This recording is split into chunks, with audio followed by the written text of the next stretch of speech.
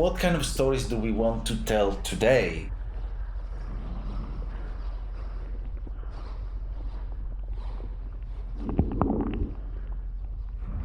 You have to accept the whole fact that you're HIV positive, and that it does change your perspective on life, of course.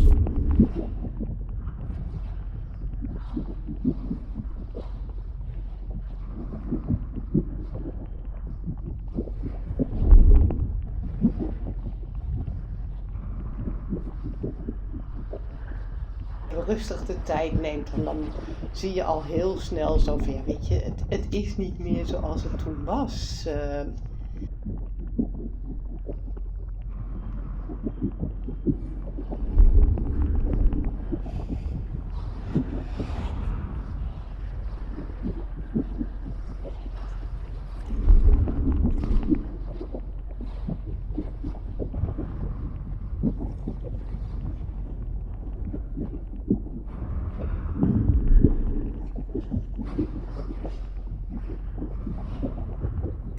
So I really love the kind of this endless loop of stories, because they're all important, they're all meaningful, and they all deserve to be heard in their own way.